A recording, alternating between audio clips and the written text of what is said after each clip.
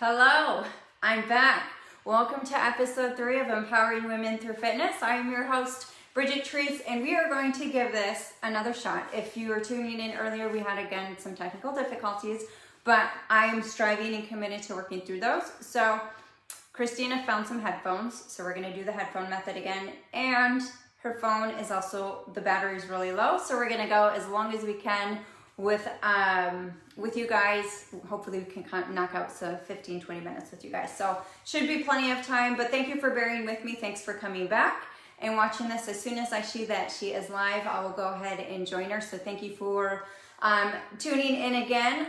That's kind of the beauty and the frustrations of doing a live, is you just never know. But anyways, I want to introduce to you guys Krystina Sloan. She is the founder of the Pretty Girl Syndrome, and we're going to talk about that, but also talk about her story of how she had basically what she thought was the perfect life, and how she went from having everything to losing it all, and then how she is helping and reaching out to other women today. So I'm going to invite her to join.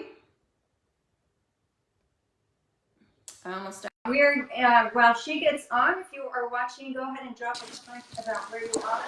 Ooh. Hey, Krystina. Hi. And there's no echo. Yay. Hallelujah. Okay. Hallelujah, right?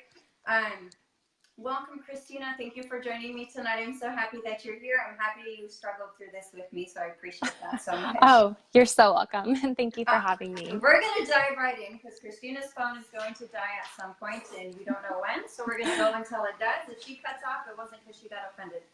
But to just jump into it real quick, I'm going to ask her my usual icebreaker questions so we can get a chance to get to know her a little bit better, and then we're going to dive into her amazing story. So, Krystina, where did you grow up? I grew up in Mesa, Arizona. Okay, and where do you live now? Gilbert, Arizona. All right, she likes that Arizona sun. What are you grateful for today? Oh, I'm grateful for new opportunities and family, having people around me. That's awesome. If you could have lunch with anybody, who would you pick and why? So I thought I was going to say Oprah, but I actually think I would say Rachel Hollis. Because I love everything she's doing, and I feel like she's so good at connecting like modern day life, modern day girl to personal development. So I would want to pick her brain. Yes, that sounds exciting. What is a new skill that you'd like to learn? I would love to learn how to dance. There's a lot of different types of dance. I don't really know anything besides hip hop. So not really ballroom, but maybe salsa. I'm with you on the salsa. What is an item you've crossed off your bucket list? Crossed off my bucket list, I would say, is bungee jumping, even though I would never do it again. Yeah, and going to Thailand, which I actually bungee jumped in Thailand, so I did 2 there. That's amazing. What is another item? I mean, that's kind of hard to top. What's another item you'd like to cross off your list? Well, I still haven't been skydiving, so that is definitely one. Wow, you're an adventurous one. I love, yes. Spend some time with you because I would be like, I'm good. Let's just go to the beach. Yeah, I go for all the adrenaline rush stuff. That's awesome. Yeah, I need to rub shoulders with you more often because I tend to play it just sick. I've never broken a bone. Knock on wood. Okay, so we are going to dive into Krystina's story. If you guys are watching on the replay, thanks so much for joining us. For those of you who are watching now, we appreciate it, and thanks for bouncing back and joining us today. Krystina, tell us a little bit about your story. I kind of prefaced it with you had everything and lost everything, but let's hear it in your words. Sure. Well, it's interesting looking back at it now because that almost seems like a distant life. But really, to kind of outline it, I had a lot of trauma. I experienced a lot of trauma as a child, and I never dealt with it. So I'm kind of jumping right to the chase, but basically I acted like my life was fine, like everything was great. I got married like I thought I was supposed to. I started a business like I had wanted to. I had a baby. I bought a house. I was like crossing items off my checklist and thinking like, I've made it. This is it. But the truth was I had suppressed so much that I think it was just like this volcano waiting to erupt.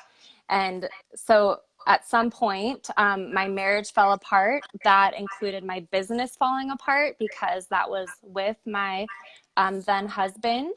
And I found myself in this ginormous, gorgeous, 6,400 square foot custom home by myself. And I just remember sitting there and being like, this was not the point. Like, I was so excited. I thought like, oh, this is it. Like, I have everything I've ever wanted. And then all of a sudden I realized it means nothing without the family and without the love.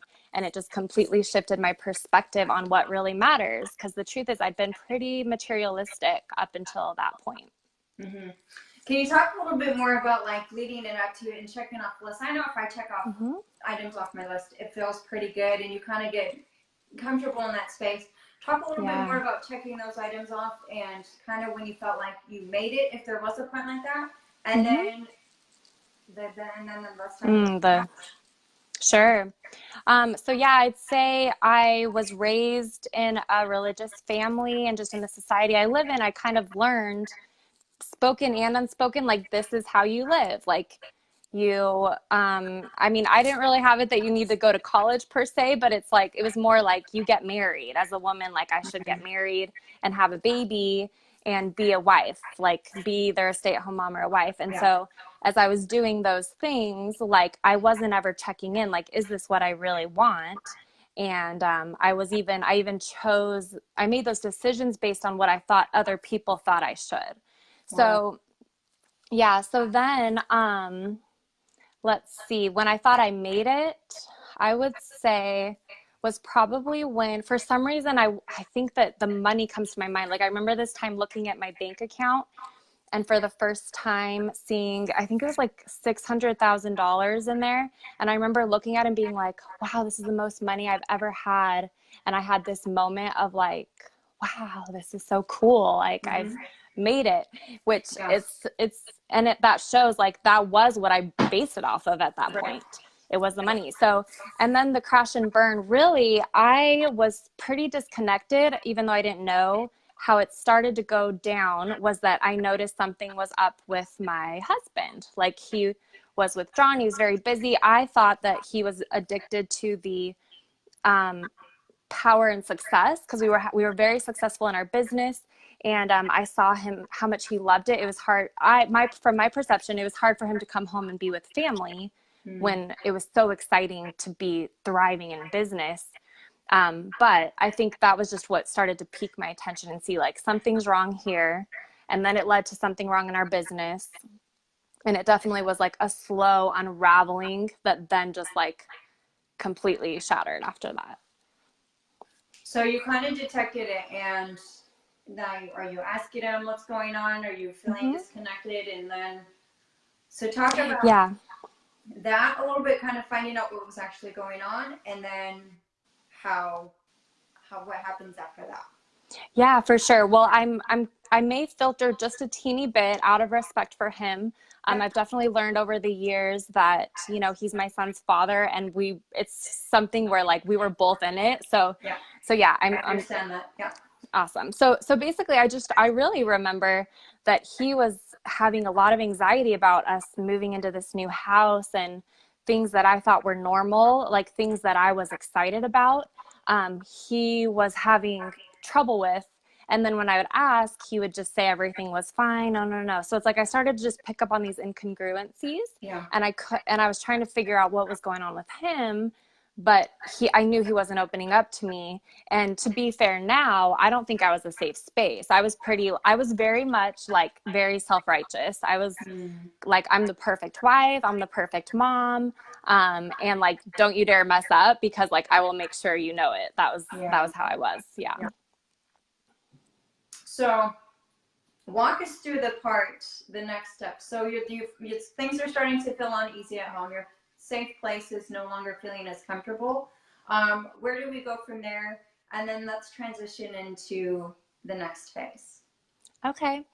Yeah, so it was a lot of up and down, but I did what I had learned to do, and that was not tell anybody what was going on. So I just withdrew from everybody.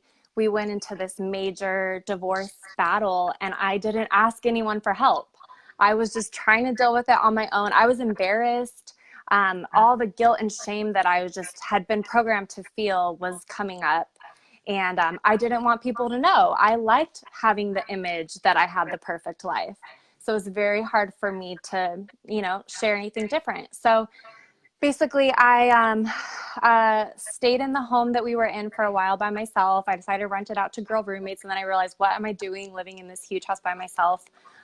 Sold that, lived in my mom's basement for a while. It was kind of like this whole thing of me being a single mom, but being very much like, I had this entitled feeling where I was like, I helped learn, like, build this business. I planned on having plenty of money going forward. And I was kind of just thinking like, oh, I'm going to act like everything's fine. Like, I'm going to act like it was all his fault and I'm going to rebuild my life. But the truth is, I spent a lot of time like doing personal development. That's when my personal development journey started, is I really saw that, you know, I can't blame anybody else. Like the feeling of grief that I felt was very familiar to me.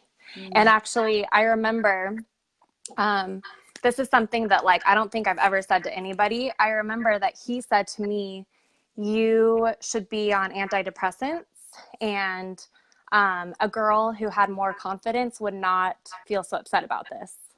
And I was like, yeah. And I was like shattered. But the truth is, like, I was lost in this like pity party. Yeah. And then I started to see like, why do I keep attracting big disasters into my life? I got curious and I started to look, and slowly but surely I started to share more, which allowed me to get help on the things that I actually needed help with. Yeah. So there's a couple things that you say that struck out to me, and that and some of my story that I can relate to when I was married, and just that is kind of checking off those boxes and kind of going through the motions that you feel you're supposed to go to as, especially I feel like growing up religious, like college wasn't on my radar necessarily. It was kind of like get married, have a family, do that whole thing. So I can totally relate to that, but I also can relate to you feeling embarrassed and not asking for help, and just the whole stigma around being divorced and going through that, just feeling like either I failed in it, I mean, and of course in perspective, like you say, there's things that I could have done differently, or things that you know, it's definitely two ways. It's never usually one whole side. But one of the other things that you said was kind of feeling like you had to look like you had it all together. Let's talk about that a little bit. Yeah, that's for sure. So many of us always feel like, and especially with social media, and I think this segues into your platform that you have now, but we all feel like we have to carry this image and look like we got it all together. And I don't even know why. Like, why do we have to look like that? Whoever decided that's how things should be. But yet here we are, we're all trying to live by that. And I'm like ecstatic that you're talking about it, because I think so many of us can relate to that. Yeah, I think that, well, it makes me think of this moment when just last year, after I shared my whole concept of pretty girl syndrome, where I wanted to appear perfect all the time. I remember I finally admitted to my family that I was struggling with money, and that I'd run out of the money I had from my divorce, and my business hadn't taken off as fast as I thought. And my mom was actually the one who said to me, she's like, you know, I think that you developed this pattern of not talking about it when things were wrong, because when I was a little girl, my dad was abusive to me, and I felt like I couldn't tell anybody, and I kept it a secret for a really long time. And all of a sudden this light bulb went off where I was like, wow, that's true. Like, I've just learned you don't talk about it. It makes people uncomfortable is just one thing that I took on. Yeah. And I think, and I maybe this is why we somehow got connected too, but there's a lot of times where I'm just like, I don't want to talk about things that are going wrong, because I want people to think I have it all together. And I mean, sometimes I do, maybe for about 5 minutes, and then the next 5 minutes I don't have it together anymore. But so you talked about starting into being like the personal development and kind of leaning in that direction. Talk about that journey that led us to where we are now. Yeah, sure. And I'm laughing. My sister, I just moved in with my sister, and her cat is back here. I didn't even think to walk him out. He's totally back here like, how's my puppy? No, he's not allowed in this room, so he snuck in right now. Breaking the rules. He knows he can get away. What's his name? His name is Percy, and he's the biggest cat you've ever seen. He's huge. He's like so maybe you'll see the rest of his body at some point. He did go from one to the other, but I think he's going to watch from there. So yeah, he's going to do something crazy. But yeah, so I think what you asked me is about like starting to share and like going into the like how you like, so you went from growing up and kind of feeling like you always had the pressure of having this image, like, I got it all together, I have the house, I have the husband, and then the family, the money in the bank, all these things, and then yet it was so quickly it can go away. Change in an instant. How do you go from, like, how do you rebuild after that and come to this Great question. place you are now? So I am still in the rebuilding phase. In fact, I almost feel like I am just now truly rebuilding. I feel like I've been divorced now over 3 years, just over 3 years. And I think this whole time I've been like undoing because I've had like so much of how I think I should be. And it's just a continuous like undoing. So I honestly think this last year, where I really struggled. I thought that I was in an amazing place, committed myself to all these big things, had all that kind of like shatter again and had me realize like, whoa, like I still have stuff.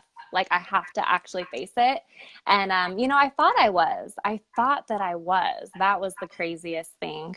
But I still wasn't willing to go into what it really is. So yeah, I think with everything now, with rebuilding, I've just seen it's being honest, like it's sharing the hard things.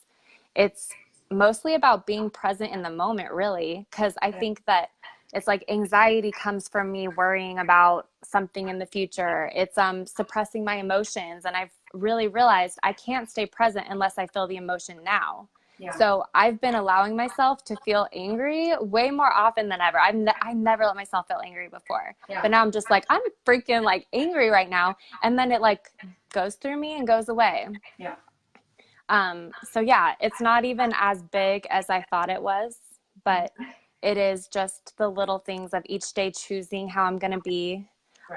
Realizing I don't always have to identify where it's coming from. I used to think I needed to like dive in and be like, oh, well, what happened to me that caused this? That's not always that important.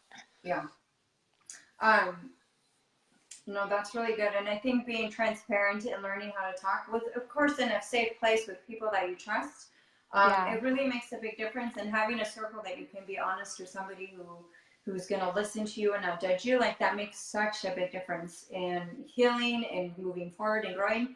But to your point of rebuilding, and I think I got divorced about the same time as you did.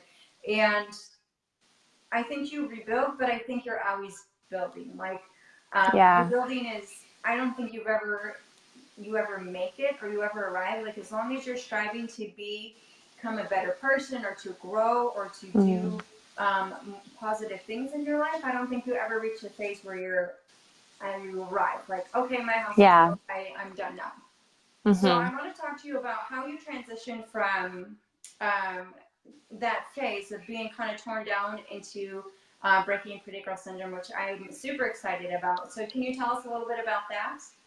Yeah, well, really, it came from me just being willing to be honest and realizing that I can accept myself and forgive myself, even though I've had all these experiences and I've made these choices. I think that was the key thing there, was forgiving myself, which allowed me to forgive others.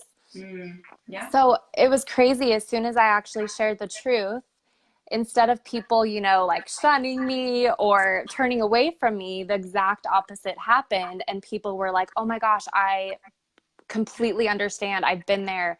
I relate to what you said. And this year, a trying thing for me was asking for help. I had to ask for help. I had no other options. I borrowed a lot of money last year just to pay my rent. And it was hard. It was humbling. And, I was embarrassed. I had, again, all my stuff came up and it allowed me to see it. So I think just being honest, being vulnerable, and realizing that one of the most important things is just the human connection. It's, and it's really like right now I'm living in a house with my brother and my sister, and I would have never like chosen this or thought this was the answer, but it has been the most beautiful gift. So part of it is also like surrendering, like knowing what I'm committed to, but letting it show up in ways that I may not have expected. Yeah, and I can resonate with that in other areas of life where things happen to you, like getting laid off, or just different experiences happen, and your first reaction is like, what the heck? Why is this happening to me? Or like, I can't believe I got laid off from this job that I worked so hard to get, or I can't believe I have Mm-hmm. to move in with my brothers and sisters again. At least it's not your mom's basement.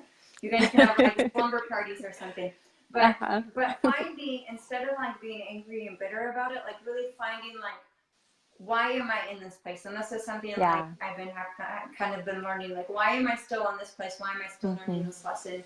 And humble is a word that resonates with me too, because like I'm such a strong, independent woman, and such like I like to have that persona or just feel that way, and Yeah. I am in a lot of ways. So, but it mostly in the aspect of when it comes to asking for help and being humble enough to say, look, I can't do this by myself, or I need somebody, or like last week, I was just having like an adult tantrum or meltdown or whatever you want to call it. And I had to Mm-hmm. call one of my girlfriends and be like, look, I'm having like the worst day and this is going on. And she's somebody I trust, and I, crying on the phone with her as I'm driving down, Beltway 8. But like afterwards, like I was like, oh, okay, I'm good now. Yes. Like, just asking Just for help and releasing being it. humble enough to see like, this is what's going on. I don't have all my shit together, and I just need somebody to help me. And For it was sure. like my post. Ended up posting on Facebook that night, and it was just about having people around you that help you build you up, that you can trust, that you can ask for help and be humble, and like you can't do it by yourself. Yeah. And having that community around you, having people that you can trust and support you, makes all the difference in the world. Yeah, So, it does. And when they see you for who you really are and yes. not your human stuff. Yeah. Yeah. And that is one thing that I've been focusing on, and which I think is another reason why we connected, is really not trying to be like this perfect fitness model image, but really trying to be like, no, I've gone through things, I go through things, I still go through things, but this is how I'm dealing with it. This is how I'm handling it. And I'm just like you in the sense that I experience these things too. So I'm just like you. I'm just trying to figure it out day by day, just like the rest of us. And this is kind of why I wanted to have the show, so that other women and men and whoever's watching can kind of see that, hey, I'm not the only one who experiences this, or other people can sit there and talk about it and be transparent about it. So I think that's really exciting, which kind of is a good segue into your online series that I would love for you to share with us about. Yeah, sure. Well, it's exactly what you were saying right there. It's called Breaking Pretty Girl Syndrome, which is just the phrase that I came up with when I was trying to say, like, this is what I've been suffering from. Yeah. And so breaking it down is basically all about, like you said, like sharing, this is what I really deal with. Like, I'm a real life human. I don't have it all together. I don't want to only show like my picture perfect pictures on Facebook or social media. I want to be real. And I think right now, so many of us are just craving authenticity and realness. And I've been torn between like, okay, how do I share myself online and, inspire women? But like, I can't just be showing these picture perfect pictures, because that's not what they relate to. So basically the online series, Breaking Pretty Girl Syndrome, is featuring women just like Bridget. Bridget's one of the speakers. Which was really fun. Yes, and it's been amazing. It's basically women who have made it, from a certain perspective, like they're successful, they have a business, living their purpose, and they're sharing what it took to get there. So their own version of pretty girl syndrome, because we all have it. For me, it's wanting to look perfect, but then I lose my personality because I don't want you to think I'm weird, or, I want to have the perfect appearance. But for everybody, it's different. And so as these women are sharing, the other women who aspire to own a business, help contribute their gifts to the world, can see that that's a place to start. There's always somewhere to move forward from where you are. That's really cool. And we had a really great conversation. So if you guys are watching this, whether it's live or on the replay, I actually posted a link to register for her free online series. It's so non-intrusive. It's literally emails into your inbox starting on Valentine's Day, correct? Yep. So week from today. So I encourage you guys to sign up for it. It's going to be really awesome. I'm excited I signed up for the emails myself so I can see all the other interviews with the women. But it really is, if you're looking for transparent, real conversations with other women just like you, I really encourage you to sign up for that. And like I said, the link is in the show links, are the show description right above the video. So go ahead and watch that, or go ahead and click on that. And I love, even when she's introducing the show, you guys, she like takes off her camera off the iPad and shows her messy kitchen and shows like how, and I mean, I make my little set here look nice too, because whatever. I don't know why. I always have flowers, but I like flowers. But I like how she's like, yes, we try to have this together, and we talk about this a lot, especially in our interview. So, if you want to watch my interview with her, as well as a bunch of other really awesome women, I encourage you to sign up for that. So, Yeah, thank you. yeah, absolutely. No, I was all excited for that, and anybody else who's helping women and empowering women, I'm all on board for that. So let's kind of bring this back home before your cell phone dies. What in closing, like kind of talking about your story and all the things that you've gone through, like where are you at today and what is like one of the biggest things you're learning? Or Yeah.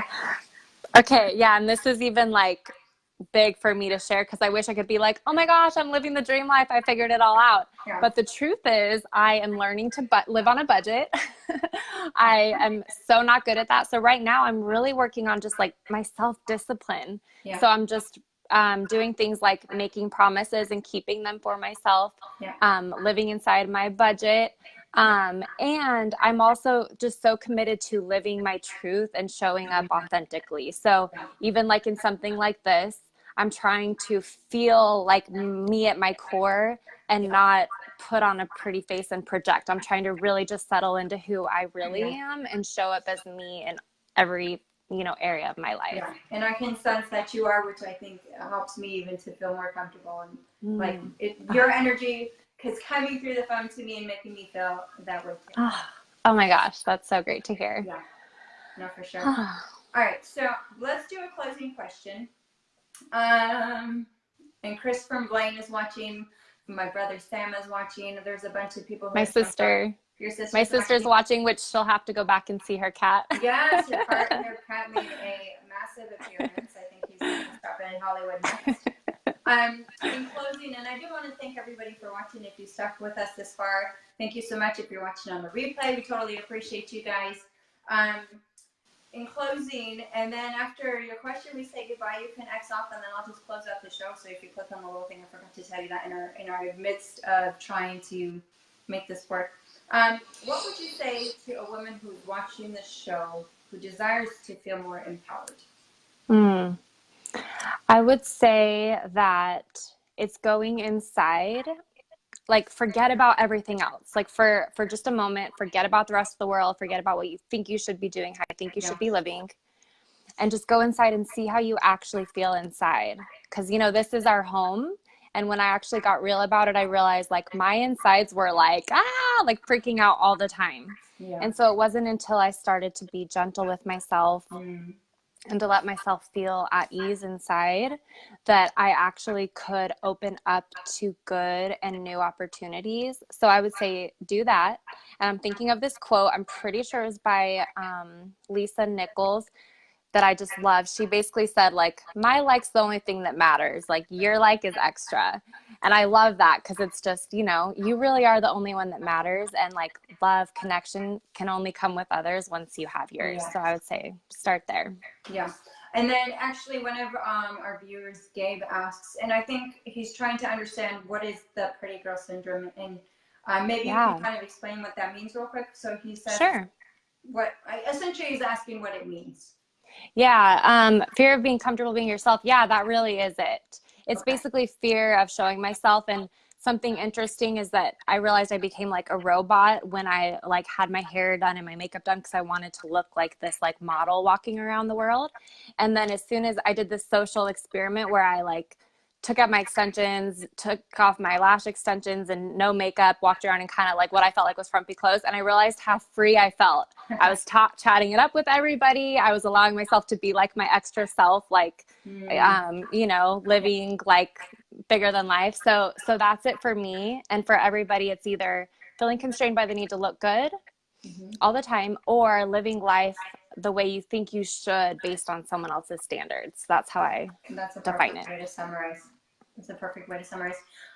I want to say thank you so much for being here today and also for giving me the opportunity to talk to your audience and share with them my story.